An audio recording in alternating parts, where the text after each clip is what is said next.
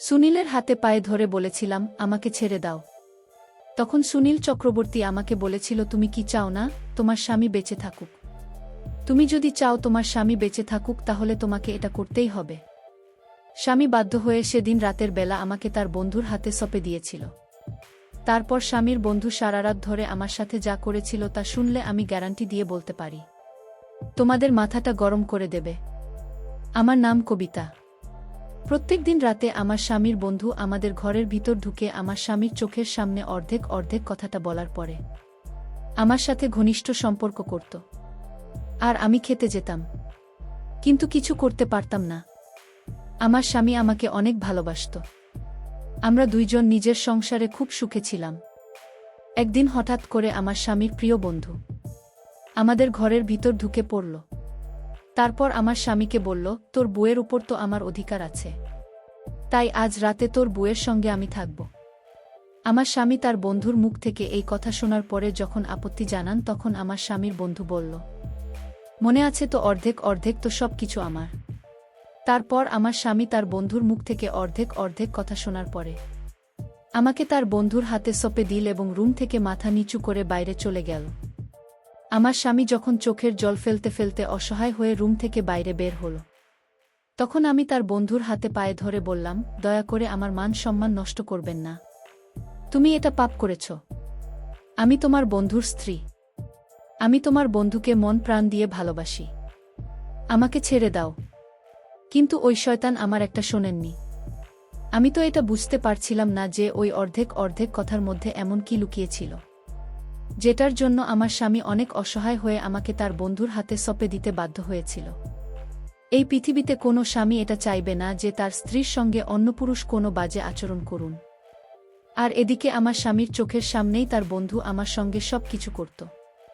কিন্তু জানি না কেন আমার স্বামী তোলাচার ও অসহায় ছিল তার বন্ধুর অর্ধেক অর্ধেক কথা শুনে, জানি না এমনকি বাধ্যতা ছিল অর্ধেক অর্ধেক কথার মধ্যে। আসলে বিয়ের পরে আমি শ্বশুরবাড়িতে 3 বছর ছিলাম। 2 বছর পরে আমার স্বামী যখন খুলনায় চাকরি পেল তখন আমি স্বামীর সঙ্গে খুলনায় চলে এসেছিলাম। চাকরি পাওয়ার 5 থেকে 6 বছর পরে আমার স্বামী নিজের জমানো টাকা থেকে একটা ছোট বাড়ি কিনেছিল। তার আগে স্বামীর সঙ্গে আমি একটা ভাড়া বাড়িতে থাকতাম। স্বামী যখন খুলনায় চাকরি পেয়েছিল তখন আমি স্বামীর সঙ্গে শহরে চলে এসেছিলাম। আমার স্বামীর নাম রাজেশ। স্বামী আমাকে ভালোবেসে বিয়ে করেছিল। আসলে সে আমাকে বেশ কয়েকবার দেখেছিল। আমার বাড়ি থেকে রাজেশের বাড়ির দূরত্ব মাত্র 30 মিনিটে। বিয়ের পরে রাজেশ বলেছিল, আমাদের বিয়ের 1 বছর আগে থেকে সে নাকি আমার উপরে লক্ষ্য রেখেছিল। তারপর সে নিজে আমার বাবার বাড়িতে এসে বাবার কাছে তার সঙ্গে আমার বিয়ের প্রস্তাব রেখেছিল। বাবা রাজেশের সঙ্গে আমার বিয়ে পাকা করেছিল। কারণ গ্রামে রাজেশের খুব ভালো নাম ছিল। কারণ সে পড়াশোনায় খুব ভালো ছিল এবং গ্রামের সবাই জানত রাজেশ একদিন না একদিন অবশ্যই একটা ভালো জায়গায় চাকরি পাবে। রাজেশ যেহেতু শিক্ষিত ছিল এবং সে চাকরি পাবে এটা ভেবে আমার বাবা রাজেশের সঙ্গে আমার বিয়ে দিয়েছিল। এবং গ্রামে রাজেশের বাবার অনেক জমি জায়গাও ছিল। বাবা ভেবেছিল রাজেশের ঘরে আমি অনেক সুখে থাকব। কিন্তু আমার কপালে যে এত কষ্ট লেখা ছিল সেটা আমি ও আমার পরিবারের লোক কেউ স্বপ্নেও ভাবতে পারেননি। বাবা মা যখন তার ছেলে মেয়ে কোনো একটা সম্বন্ধ খুঁজে বের করে বিয়ে পাকা করে, তখন তারা এটা ভেবে বিয়ে দেয় যে আমার ছেলে বা মেয়ে খুব সুখে থাকবে। কিন্তু কার কপালে কি লেখা আছে এটা তো কেউ বলতে পারবে না। বিয়ের পরে আমি কিন্তু খুব সুখে ছিলাম। আমার স্বামী আমাকে ভীষণ ভালোবাসত। কারণ এমনিতেই সে আমাকে আগে থেকে পছন্দ করত। কিন্তু আমি তাকে চিনতাম না। বিয়ের পরে স্বামী আমাকে বলেছিল সে নাকি আমাদের বিয়ের আগে থেকেই আমাকে ভালোবাসত, কিন্তু সামনে থেকে কোনোদিন কিছু বলার সাহস পায়নি। তাই সে সরাসরি আমার বিয়ের ব্যাপারে বাবার সঙ্গে কথা বলেছিল। বাসর রাতে আমাকে উপহার হিসেবে সোনার চেন দিয়েছিল এবং বলেছিল একটু একটু করে টাকা জমিয়ে নাকি সে সোনার চেনটা আমার জন্য তৈরি করেছে। কারণ আমাদের বিয়ের আগে রাজেশ বেকার ছিল। সে তখন তার দাদার দোকানে থেকে তার দাদার কাজে সাহায্য করত এবং তার দাদা হাতখরচ হিসেবে প্রত্যেক মাসে রাজেশকে কিছু টাকা দিয়ে দিত। সে ওই টাকা থেকে কিছু টাকা জমিয়ে আমার জন্য এই সোনার চেন বানিয়েছিল। তারপর বিয়ের পরে রাজেশ যখন চাকরি পেল তখন রাজেশের সঙ্গে আমিও শহরে চলে এসেছিলাম। কারণ বোর্ডের এটা অনেক দিনের স্বপ্ন ছিল যে নিজের টাকা দিয়ে বাড়ি কিনবে। আমাদের নিজস্ব বাড়ি আসার পরে মনে হয়েছিল জীবনের সব সুখ এবং আনন্দ আমি পেয়ে গেছি। মাঝে মধ্যে আমার বাবা মা আমাদের সঙ্গে দেখা করতে আসত। আমার বাবা তো এটা ভেবে খুশি ছিল যে আমার বিয়ে রাজেশের সঙ্গে দিয়ে একদম ঠিক করেছে, যার জন্য আজ আমি এত সুখে আছি। কিন্তু আমার জীবনে খারাপ অধ্যায় তো সেই দিনই শুরু হয়ে গেছিল, যেদিন আমার স্বামীর বন্ধু হঠাৎ করে আমাদের বাড়িতে ঢুকে পড়েছিল। সেদিন আমি রাজেশ পছন্দের তরকারি রান্না করেছিলাম। সেদিন দুপুরবেলা আমি ওর স্বামী দুজনে একসঙ্গে বসে খাবার খাচ্ছিলাম এবং আমরা খুবই খুশি ছিলাম। তখন হঠাৎ করে আমাদের বাড়ির বেল বেজে উঠল। রাজেশ তখন আমার মুখের দিকে চেয়ে বলল, এই দুপুরবেলা আমাদের বাড়ি থেকে এসেছে। সেদিন রাজেশের ছুটির দিন ছিল। সেদিন সারাদিন স্বামী আমার সঙ্গে ছিল। আসলে ছুটির দিনে স্বামী আমার অনেক কাজে সাহায্য করে দিত। তারপর বাড়ির বেল বাজার পরে আমি যখন দরজা খুলতে গেলাম, তখন তাকে চিনতে না পেরে যখন স্বামীকে ডাক দিলাম, তখন স্বামী এসে তাকে দেখামাত্র এত বেশি ঘাবড়ে গেল যে তার মুখ দিয়ে কথা বের হচ্ছিল না। কিছুক্ষণ পরে দরজার ওপারে দাঁড়িয়ে থাকা ছেলেটি যখন আমার স্বামীর দিকে মুচকি হেসে বলল, কি ব্যাপার বন্ধু, আমাকে দেখে তুমি অনেক বেশি ভয় পেয়ে গেলে, আমাকে বাড়ির ভিতরে ডাকবে না? এভাবে দরজার সামনে দাঁড়িয়ে দাঁড়িয়ে আমার দিকে তাকিয়ে কি লাভ? তোমার বাড়ি মানেই তো আমার বাড়ি, তাই আমাকে বাড়ির ভিতরে আসতে দাও। ওই কথাটা বলা মাত্রই ছেলেটি আমাদের অনুমতি ছাড়াই বাড়ির ভিতরে প্রবেশ করল। আমি তখন স্বামীর মুখের দিকে হা করে আশ্চর্য হয়ে তাকিয়েছিলাম, কারণ আলগা মানুষ কিভাবে আমার স্বামীর চোখের সামনে আমাদের বাড়িতে প্রবেশ করতে পারে। আমি তখন রেগে গিয়ে স্বামীকে বললাম, এই ছেলেটাকে আর তার সাহস কি করে হলো আমাদের বাড়ির ভিতর এভাবে প্রবেশ করার? তুমি তাকে কিছু বললে না কেন? রাজেশ বলল, এটা আমার ছোটবেলার বন্ধু, এর নাম হচ্ছে সুনীল চক্রবর্তী। ছেলেটি বাড়ির ভিতরে ঢুকে আমাদের কোনো কিছু না বলেই একটা ঘোরের মধ্যে নিজের জিনিসপাতি ভরে দিয়ে স্বামীকে বলল, আমার প্রিয় বন্ধু, আজকে থেকেই রুমটা হচ্ছে আমার। আমার স্বামীর বন্ধুর অসভ্যতা দেখে আমি স্বামীকে বললাম, তোমার বন্ধুকে এত বেশি আশকারা দিচ্ছে কেন? আমার বন্ধু তো এমন ব্যবহার করছে মনে হচ্ছে যেন এই বাড়িটা তোমার নয়, তোমার বন্ধুর। আর তুমি এভাবে তাকে কিছু না বলে চুপচাপ ভূতের মতো দাঁড়িয়ে আছো কেন বলো? তখন সে বলল, তুমি চিন্তা করো না, ও কিছুদিন পরেই আমার এখান থেকে চলে যাবে। আমার বন্ধুর একটু ক্ষোভ আছে। আমার সব জিনিসের উপরে দখল আন্দাজি করা, সে ছোটবেলা থেকেই আমার প্রত্যেকটা জিনিসের উপরে নিজের অধিকার দেখাতে। আসলে ছোটবেলা থেকে আমি তাকে নিজের ভাইয়ের মতো ভালোবাসতাম, কারণ আমার মতো তারও বাবা মা অনেক আগেই মারা গিয়েছিল। তাই আমি তাকে নিজের ভাইয়ের মতোই অনেক ভালোবাসতাম।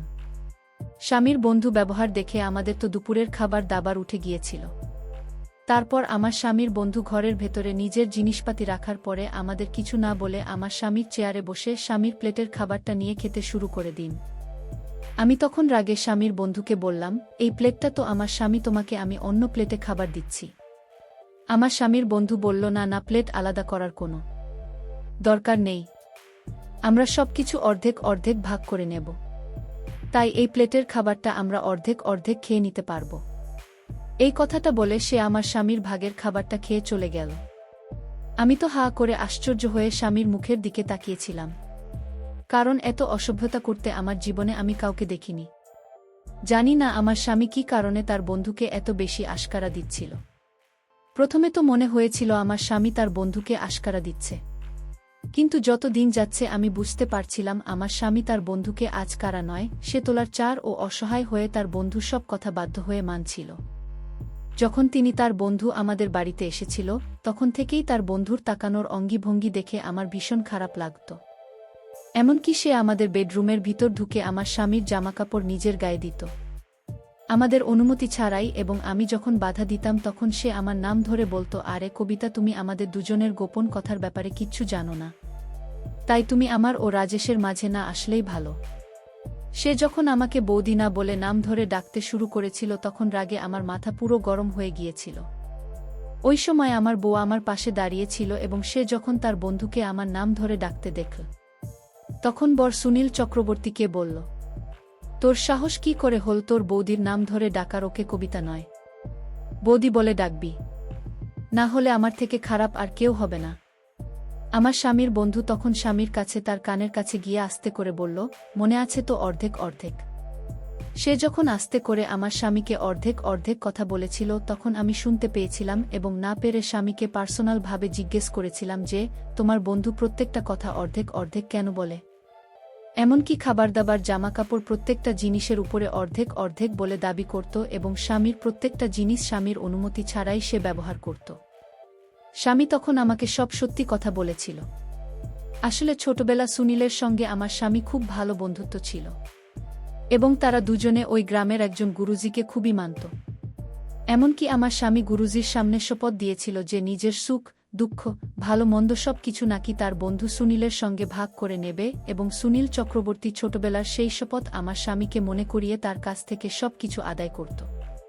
কারণ সুনীল চক্রবর্তী গরিব ঘরের ছেলে ছিল, এমনকি সে এখনও কোনো চাকরি বাকরি পায়নি। এখনও সে বেকার হয়ে এদিক সেদিক ঘুরে বেড়ায় বলে ভেবেছিল যখন বড় চাকরি পাবে তখন সে শহরে চলে আসবে এবং শহরে আসার পরে সুনীল চক্রবর্তী তার পিছন ছেড়ে দেবে। কিন্তু ছোট থেকে এখন পর্যন্ত সে আমার স্বামীকে প্রত্যেকটা কথায় গুরুজির কাছে আসা পথের কথা মনে করিয়ে দিত, তার কাছে টাকা আদায় করে। আমার স্বামী তো স্বপ্নেও ভাবতে পারেনি যে ছোটবেলা আকাশপথের কথা মনে করিয়ে তার বন্ধু এইভাবে হুমকি দিয়ে তার কাছ থেকে সব কিছু আদায় করবে।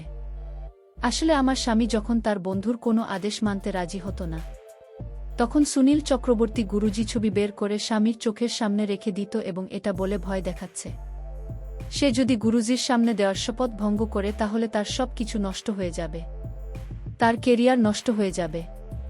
গুরুজির কথা মনে করে আমার স্বামী বাধ্য হয়ে তার বন্ধু যা চাইতো তাই দিয়ে দিতে হয়। এ কথা শোনার পর পুরো শরীর থরথর করে কাঁপছিল। কারণ আমি দুপুরবেলায় আমার ঘরে বিছানায় শুয়েছিলাম। তখন মনে হলো কি যে আমার রুমে ঢুকছে এবং আমার পায়ের কাছে বসে আছে। ভেবেছিলাম বর বাড়িতে এসে হয়তো আমাকে ঘুমন্ত অবস্থায় দেখে আমার স্বামী একটু স্নেহ করছে, কিন্তু চোখ খুলতে ভয়ে আমার প্রাণ বেরিয়ে যাওয়ার মতো অবস্থা হয়েছিল। কারণ আমার স্বামীর বন্ধু আমাদের ঘরের ভিতরে ঢুকে আমার পাশে বসেছিল। আমি তখন ভয়ে বিছানা থেকে উঠে তাকে ধাক্কা দিয়ে দূরে সরিয়ে বললাম, তোমার সাহস কি করে হলো আমার রুমে তুমি এসেছ? যাও, বেরিয়ে যাও আমার ঘর থেকে। সে তখন হাসতে হাসতে আমার মুখের অনেক কাছে এসে ফিসফিস করে বলল, অর্ধেক অর্ধেক। ওই অর্ধেক অর্ধেক কথাটা বলেছে আমার রুম থেকে হাসতে হাসতে বেরিয়ে চলে গেল। সেদিন স্বামীর অফিস থেকে বাড়ি আসার আগে পর্যন্ত আমি আমার ঘরের ভেতরে দরজাটা লক করে দিয়ে বিছানায় বসে কাঁদছিলাম। কারণ যে দিন থেকে আমার স্বামীর বন্ধু আমাদের বাড়িতে এসেছিল সেদিন থেকে আমাদের জীবনের দুঃখ কষ্ট শুরু হয়ে গিয়েছিল। আমি স্বামীকে অনেকবার বলেছিলাম যে এই সব কুসংস্কার যাতে বিশ্বাস না করে, কিন্তু আমার স্বামীর মনে ভয় ছিল যদি সে গুরুজির সামনে দাস পথের অপমান করে তাহলে হয়তো তার সব কিছু শেষ হয়ে যাবে। এই বয়সে তার বন্ধুর সব আবদার পূরণ করত। সেদিন যখন আমার বর বাড়ি ফিরে এলো তখন হঠাৎ করে সে বাড়িতে ঢোকামাত্রই এমনভাবে মুখ থুবড়ে পড়ে গেল যে তার মাথা মেঝেতে লেগে ফেটে গিয়েছিল। ওই সময় আমি রুমের মধ্যে ছিলাম। স্বামীর অনেক জোরে চিৎকারের আওয়াজ শুনতে পেয়ে আমি তাড়াতাড়ি রুম থেকে বেরিয়ে গিয়েছিলাম। ওই সময় সুনীল চক্রবর্তী নিজের রুম থেকে বেরিয়ে এসে আমার স্বামীকে দেখে বল, এ কি সর্বনাশ হয়ে গেছে, রাজেশকে তো তাড়াতাড়ি ডাক্তারের কাছে নিয়ে যেতে হবে। কারণ তার মাথা ফেটে গিয়ে অনেক আঘাত লেগেছিল। তাই বাধ্য হয়ে আমার স্বামীকে সুনীলের সঙ্গে করে ডাক্তারের কাছে নিয়ে যেতে হয়েছিল। ডাক্তার দেখানোর পরে আমি যখন স্বামীকে নিয়ে বাড়ি ফিরে এলাম তখন স্বামী বাড়ি ফিরে এসে অনেক মন খারাপ করে বলল, জানি না এই কিছুদিন থেকে আমার সঙ্গে কেন এরকম হচ্ছে। তখন তার বন্ধু সুনীল চক্রবর্তী আমার স্বামীর কাছে এসে বলল, রাজেশ, আমি জানি তোর সঙ্গে কেন এরকম হচ্ছে, কারণ তুমি গুরুদেবের দেওয়া দেশের অপমান করেছিস। এই কথা শুনে আমার স্বামী তো ভয় পেয়ে অনেক বেশি ঘাবড়ে গিয়েছিল। আমি তখন রেগে সুনীল চক্রবর্তীকে আমাদের রুম থেকে বাইরে চলে যেতে বলেছিলাম, কারণ আমি বুঝতে পেরেছিলাম সে সবসময় গুরুদেবের কথা বলে আমার স্বামীকে ভয় দেখায় এবং নিজের আবদারগুলো পূরণ করত। স্বামীর সঙ্গে ঘটনাটা হওয়ার কিছুদিন পরে একদিন সন্ধ্যাবেলায় স্বামী যখন চা খেতে চাই তখন আমি তাকে চা করে দিলাম এবং চায়ের কাপটা টেবিলে রাখার পরে আমি যখন স্বামীকে ঘরের ভিতর থেকে ডেকে নিয়ে এলাম এবং সে যখন চাটা খেল তখন অর্ধেক চা খাওয়া মাত্র সে নিজের গলা ও পেটে ধরে সোফায় বসে গড়াগড়ি দিচ্ছিল বলে রকম শাসানি দেখে আমি অনেক বেশি ভয় পেয়ে জিজ্ঞেস করলাম, তুমি এরকম কেন করছো? হঠাৎ করে তোমার কি হলো? স্বামীর এরকম অবস্থা দেখে আমি তো ভীষণ ভয় পেয়ে গিয়েছিলাম, কারণ এর আগে এরকম কখনো হয়নি। স্বামী যখন অনেক বেশি ছটফট করছিল তখন আমি বাধ্য হয়ে সুনীল চক্রবর্তীকে ডাক দিয়েছে। তখন নিজের রুম থেকে বেরিয়ে এসে জিজ্ঞেস করল কি হয়েছে। তখন আমি বললাম, তোমার বন্ধুর হঠাৎ করে শরীর খারাপ হয়ে গেছে, জানি না কি হয়েছে তাকে, এখনই ডাক্তারের কাছে নিয়ে যেতে হবে, তুমি আমার সাহায্য করো। সেদিন আবার তাড়াতাড়ি করে স্বামীকে ডাক্তারের কাছে নিয়ে যেতে হয়েছিল। ডাক্তার দেখানোর পরে জানতে পারলাম কিছু বিষাক্ত জিনিসের জন্য তার গলা ও পেট অনেক জ্বালা করছিল। স্বামী বারবার এরকম অবস্থা দেখে আমিও নিজের কথা বিশ্বাস করতে লেগেছিলাম।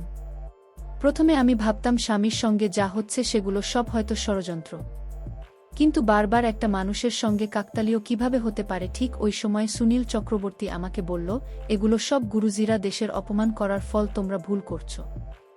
যতদিন গুরুদের কাছে নেওয়া শপথের পালন করবে না ততদিন তোমাদের জীবনে এরকম দুর্ঘটনা ঘটবে। সুনীলের কথা শোনার পরে আমার স্বামী বলছিল, তাহলে আমাকে কি করতে হবে, কারণ আমি আর এভাবে ভয়ে ভয়ে বাঁচতে পারব না। আমার কবিতা সুখের সংসারে শান্তি ফিরিয়ে আনার জন্য যা করতে হয় আমি করব। তখন সুনীল চক্রবর্তী মুচকি হেসে বলল, একটাই উপায় আছে, সেটা হচ্ছে অর্ধেক অর্ধেক। তুই যে শপথ গুরুজির কাছে নিয়েছিল সেটা পালন করতে হবে, তবে তুই এই শান্তি ফিরে পাবে তার সুস্থ হওয়ার পরে। আমার স্বামী তার সম্পত্তি, বাড়িঘর সবকিছু তার বন্ধু ও নিজের নামে অর্ধেক অর্ধেক করেছিল। এদিকে আমি স্বামীকে এই কথাটা বলিনি যে তার বন্ধু প্রত্যেক দিন আমার ঘরে এসে আমার সঙ্গে নোংরামি করার চেষ্টা করে, কারণ আমি যখন প্রথমে আমার স্বামীকে সুনীলের ব্যাপারে বলেছিলাম যে তার বন্ধু মোটেই ভালো মানুষ নয়, সে আমার উপরে নোংরা নজর দিয়েছে, কিন্তু তখন আমার স্বামী আমার কথার অত গুরুত্ব দিইনি, কারণ আমার স্বামী নিজেও ভাবতে পারেননি যে তার বন্ধু আমার সঙ্গে এত খারাপ আচরণ করতে পারে। সেই সময় যদি আমার স্বামী নিজের মনে একটু সাহস করে সুনীল চক্রবর্তীকে ঘর থেকে বের করে দিত, তাহলে আমাদের আজ এত খারাপ অবস্থা হতো না। কিন্তু আমার স্বামী গুরুজির উপর এত বেশি অন্ধ বিশ্বাস করেছিল যে সে ভয় পেয়ে নিজের সব কিছু ত্যাগ করতে রাজি হয়ে গিয়েছিল। আমার বোনের উপর দিয়ে ওই সময় অনেক বেশি দুর্যোগ যাচ্ছিল। ওই জন্য আমি আর সাহস করে এটা বলতে পারি যে সুনীল চক্রবর্তী যখন সুযোগ পায় আমার ঘরে এসে আমার সঙ্গে নোংরামি করার চেষ্টা করে, কারণ এসব শোনার পরে আমার স্বামী হয়তো আরও বেশি ভেঙে পড়ত। কিন্তু আমার স্বামী যখন তার সব সম্পত্তি ও বাড়িঘর সুনীলের নামে অর্ধেক করে দিয়েছিল, তারপরে কিন্তু সুনীল চক্রবর্তী সুযোগ পেলে আমার ঘরের ভিতরে এসে কখনো বা আমার শাড়ির আসন নিয়ে টানাটানি করত। এরকম খারাপ আচরণ দেখে আমি তাকে জোরে একটা থাপ্পড় মেরেছিলাম। সে তখন আমাকে বলেছিল, অর্ধেক অর্ধেক মনে আছে তো, নইলে তোমার স্বামীর মৃত্যু নিশ্চিত। এটা আমি তোমাকে লিখে দিতে পারি। আর এটা আমার কথা নয়, এটা হচ্ছে গুরুজির কথা। সুনীলের মুখ থেকে স্বামীর মৃত্যুর কথা শুনে আমার ভয় হয়, স্পন্দন বেড়ে গিয়েছিল। বুঝতে পারছিলাম না কিভাবে এই শয়তানের হাত থেকে নিজেকে ও নিজের স্বামীকে বাঁচাব, কারণ সুনীল চক্রবর্তী তো আমার স্বামীর সব সম্পত্তি অর্ধেক দিয়েছিল। শুধু আমিই বাকি ছিলাম সুনীল চক্রবর্তীকে সবকিছু অর্ধেক দিয়ে দেওয়ার পরেও আমার স্বামীর উপর থেকে দুর্যোগ কাটেনি। তারপরেও আমার স্বামীর সঙ্গে কিছু না কিছু দুর্ঘটনা ঘটে। তখন আমার স্বামী সুনীল চক্রবর্তীকে বলল, আমি তো গুরুজির আদেশ মতো তোকে আমার সবকিছু অর্ধেক দিয়ে দিয়েছি, তারপরেও কেন আমার ক্ষতি হচ্ছে? সুনীল চক্রবর্তী তখন আমার দিকে তাকিয়ে বলল, বন্ধু, তুই এখন সবকিছু ভাগ করিসনি, সবকিছু অর্ধেক মনে হচ্ছে সবকিছু, কিন্তু তোর বুকে তো এখনো ভাগ করিসনি। তোর বউকেও ভাগ করে আমাকে অর্ধেক দিতে হবে, তবে তোর উপর থেকে দুর্যোগ কাটবে। আমি তখন সুনীলের হাতে পায়ে ধরে বলেছিলাম, আমার সাথে এমনটা করো না। তখন সুনীল চক্রবর্তী আমাকে বলেছিল, তুমি কি চাও না তোমার স্বামী বেঁচে থাকুক? তুমি যদি চাও তোমার স্বামী বেঁচে থাকে তাহলে তোমাকে এটা করতেই হবে। স্বামী বাধ্য হয়ে সেদিন রাতের বেলা আমাকে তার বন্ধুর হাতে সঁপে দিয়েছিল, কিন্তু এই রাতে সে আমার মান সম্মান কেড়ে নিয়েছিল। পরদিন সুনীল তার বুকে ফোন করে বলল, আমি রাজেশের সব অর্ধেক পেয়ে গেছি, তার সম্পত্তির দলিল অর্ধেক আমার নামে দিয়েছে। জানবো এগুলো আমার সব ষড়যন্ত্র। আসলে এখানে গুরুজির কোনো হাত নেই। এই কথা আমার স্বামী শুনে ফেল। তারপর সুনীলকে ইচ্ছামতো পেটাল, তুই আমার সব কেড়ে নিয়েছিস, তুই আমার বন্ধু হয়ে শত্রুর মতো আচরণ করেছিস, আমি আজ তোকে মেরে ফেলব। সুনীল তখন আমার স্বামীর পা ধরে ক্ষমা চাইল, কিন্তু আমরা তাকে ক্ষমা করলাম না। ওই শয়তানকে আমরা পুলিশে ধরিয়ে দিলাম। বন্ধুরা, তোমাদের জন্য খুব কষ্ট করে গল্প তৈরি করি। যদি আমার গল্পগুলো তোমাদের ভালো লাগে তাহলে ভিডিওতে একটি লাইক করে দিও। আর এরকম মজার মজার গল্প পেতে আমাদের চ্যানেলটি সাবস্ক্রাইব করে পাশে থাকবেন। ধন্যবাদ।